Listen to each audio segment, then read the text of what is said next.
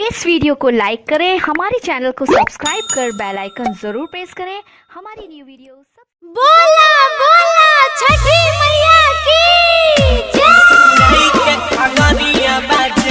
presented by Monabic Music।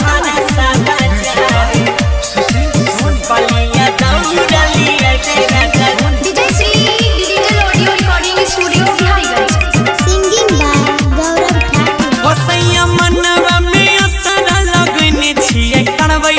Chhath के त्योहार करबै हम छठ के त्योहार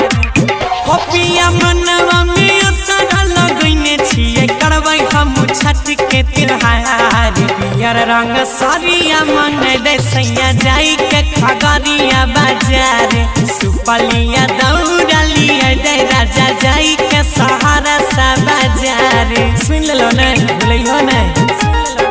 जाई के खगड़िया बाजार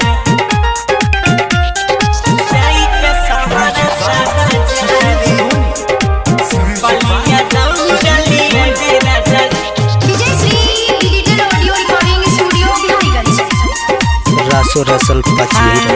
पहिला बेरी ससुरा में छठ हम कराबै देवरा के कही के कोसिया के भराबै देवरा के कही के कोसिया के सैया पहिला बेरी ससुरा में छठ हम कराबै देवरा के कही के कोसिया के भराबै फेरतै नजर छठी मैया सुन लेतै अपन बेटी के पुकारे फेरतै नजर छठी मैया सुन लेतै अपन बेटी के पुकार नारिया रखेलावा मांगै दे सैया जाके मधेपुरा के बाजार पियर रंग साड़िया मांगै दे सैया जाके पुरानिया के बाजार जाई के खगड़िया बाजार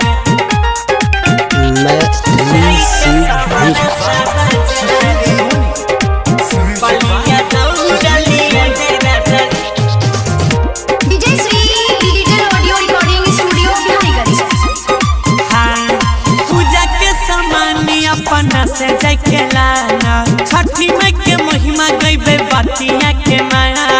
छठी माई के महिमा गईबे बतिया के सैया पूजा के सामान अपने से जाके लाना घाट पर भीड़ होइ छै बतिया के माना हमारे आयुष गौरव फरत फटका जय सटार सन्नी गुड्डू डी के कहै छ फरत फटका जय सटार फल फूल के तारी ले दसैया जाई के सुपौल के बाजार